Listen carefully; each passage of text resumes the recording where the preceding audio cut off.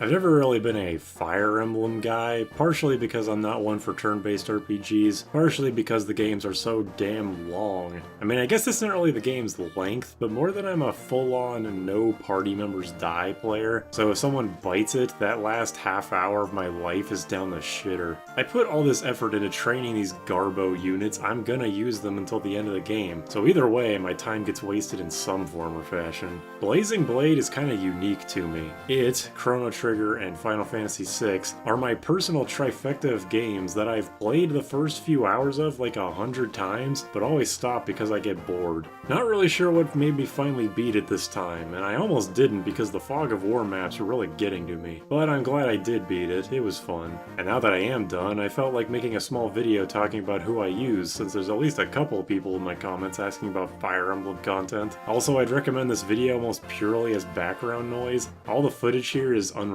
to whatever I'm talking about. Not like the Final Fantasy V stuff has constant visual stimuli, but this will be even less than that. First, I'll quickly go over the characters I didn't use. Not counting the characters I didn't recruit or are hard mode exclusive, I mostly just used them for the chapter they joined on and ditched them because my party had more than enough good units for the whole runtime. I think I have an inherent bias against axes because Hector was my only dedicated user of them. I liked Hawkeye's insane HP stat for the map he's required on, and he was really good at breaking walls, but that's about all I remember of him. Likewise, I didn't give many of the mages a chance either. The map the Dark Mage guy joins was awkward because I went out of my way to do the difficult way, plus the subsequent chapters were just annoying in general, so I never gave him a chance either. Lucius is weird. He was really good in Lynn's chapter, but once he joined again later, I just never used him, basically for no reason. And Ark, well, I'll get to him later. Isadora got a couple kills in the chapter where she joins, but her stats seemed unimpressive, so I left her alone. Same thing for Pent's archer wife. I forgot her name. Most of these guys I forgot the name just because of their lack of use. Let's move on to the actual list. Down here in the bottom is Lynn, all by herself. There's a part of me that wonders if my lack of interest in Blazing Blade was because Lynn's so goddamn bad. My first Fire Emblem experience was Path of Radiance, and while I never actually beat that game, because again, game length, I did get a huge kick out of Ike. The dude was just an unstoppable steamroller in my playthrough, and I felt like I could have very easily soloed the game with him if I kept up with buying weapons. Lynn, as shown by her tier name, was a frail, damageless liability the entire game, even in her own chapter. I actually like sword users because I love getting speed ups, but Lynn can very easily cap her speed, which means that most of her levels ended up basically being empty with no strength or defense. Her assist trophy in Smash makes no sense. That is a hack to Lynn for sure. I feel like the game had something against her because, like, why does her ultimate weapon weigh her down so much and give resist? If I were to make a Final Fantasy V comparison, this kind of reminds me of the Beastmaster's Fire Lash. It doesn't lean into the job's strength whatsoever. Second worst is Eli Wood, and it's hard for me to imagine that his son is an even lamer version of him. First off, I actually got him to level 20 like halfway through the game because I was worried about him losing potential stats before he promotes, not realizing that he does so about an hour before the game ends. Although, as far as I understand it, that's actually pretty common in this series. At least I didn't have to use them at all during the actually difficult maps. Also, I didn't get literally every single stat boosting item in the game because I was pretty lazy in using my thief to actually steal things, but I did give him a lot. He got like 14 HP, 4 strength, 6 skill, 4 speed, 4 defense, probably some luck and resist, and he was still worse than some of the pre-promotes like Harkin. At least he's got a horse, and his horse animations with the legendary sword were kick-ass. It makes me sad that I had to turn off battle scenes to make the game less than a year to beat. The GBA animations are well regarded for a reason. But yeah, Eli Wood sucks, but at least he got more than 2 strength from all his levels.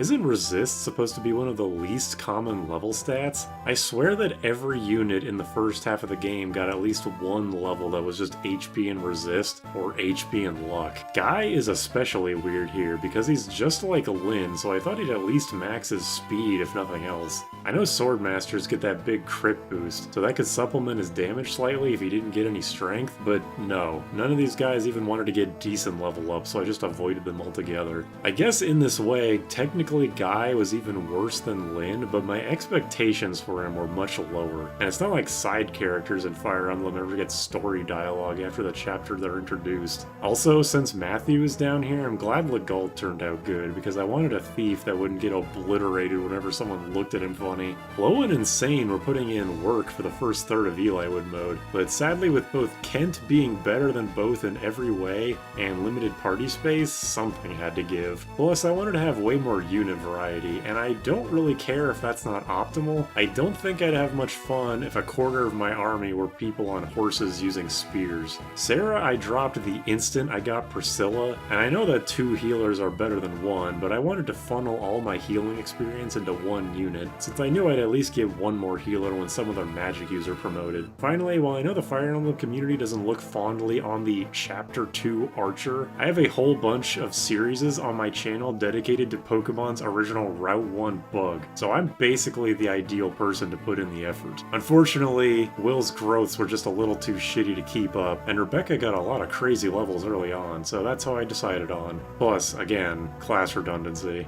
Raven is so whack. He's like the one unit from this game I actually knew was supposed to be good, and I know it's not because he can use swords, but he just never got like any good levels. He got just enough to be relevant up till literally the last chapter where I benched him, but he was frustratingly right under par the entire journey. The funny thing about Raven is that his very first level up was a nearly perfect level, just missing resist, probably, I can't remember. But then I had to restart the map and it was all downhill from there. That actually made me paranoid whenever someone got a perfect or near perfect level. I had a very strong premonition that someone was gonna die and I'd have to restart. Maybe in a hard mode run he'll do better. I hear enemy recruitable units get stat buffs with the rest of the enemy units. Vida and Jafar barely got any combat in, but they did have extremely good stats, so I kept them on board to prevent me from getting fucked over by flanking reinforcements, and they did very well in that regard. First off, I know I was just talking about class redundancy, but for some reason in my brain, Pegasus Knights were exempt from my negative feelings about it. Anyways, Fiora is the biggest victim of circumstance in the entire run. Since Florina was turning out so well, I figured, well, 2 Florinas can't be that bad, and she was indeed doing pretty good the whole adventure, although she was perpetually a worse version of her. The chapter she perished in was the Defend the Prince in a Fog of War chapter, where I was on attempt 3 or 4 or something, and my party got all the way to the bottom of the map after a half hour of trying to make sure Jafar doesn't get wiped and getting him and Nino to talk. Unfortunately, the instant I walked down there, Fiora got nuked by the boss's bolting tome and insta-died, because despite being a Pegasus Knight, and despite the resist luck being favorable for the whole party, hers was just bad enough to get her killed. And again, I'd probably spent like 90 minutes to 2 hours on this mission, and I was a handful of turns away from beating it, so I just accepted the loss and moved on. That extra Elysian whip in my inventory was a constant reminder of my failure and impatience. Alright, now we're finally at the main party. I don't have a whole lot to say on these guys other than that they either got good growths or are extremely stacked pre-promotes. Kent just got consistently great levels throughout Lynn's and the beginning of Eli Wood's story, although his levels started doing that HP and luck or resist thing at the end, but his early stats were so good that it kept him afloat for the whole game. Rebecca, as stated, got lots of great levels early. Legault was immediately better than Matthew and actually got surprisingly good strength and defense growths alongside speed, and Oswin almost never got speed, but I think he dropped below half health exactly 1 time between all chapters combined, and it was against a magic boss that I accidentally moved too close. They had a bolting tome. Harkin and Pent are, as far as I can tell, pretty infamously overpowered pre-promotes, and since Harkin is an enemy at first, I assume he also gets the hard mode buffs, which sounds great. What surprised me is that Harkin, despite being a pre-promote, actually got better level ups than Raven several times. He got the entire left column at least twice. Pent is just an asshole because you have to kidnap him to get to that one bonus chapter, but as a unit he's great. He was the first mage I actually started using, and he was a good backup healer. No real complaints about any of these guys. Alright, we're on the real stars of the show now. To get this out of the way right now, I was debating on even putting Athos up here. Athos whatever, because he's pretty deliberately overpowered. Being a 2020 unit with insane stats and several devastating tomes will do that. Your entire party would have had to gotten insane levels the entire game to justify not putting him in the last chapter, I assume. But past that, first Florina. I was really surprised at how consistently great her levels were. I remember several of the times I attempted playing this game, she was one of those only get speed units, but I think I nearly capped strength by the time she was promoted. Funnily enough, I gave the AFAS drops to her, but she started getting worse levels after doing that, so maybe that was a mistake. Heath I was using just because he struck me as a the devs want this guy to be good unit, and my god was he. He got my playthrough's only perfect level, and that by itself solidified his placement in the army no matter what. His low resist definitely made me play more carefully with him, especially since my only Delphi shield went to Florina, but he was capable of soloing corners of the map by himself with steel spears and javelins.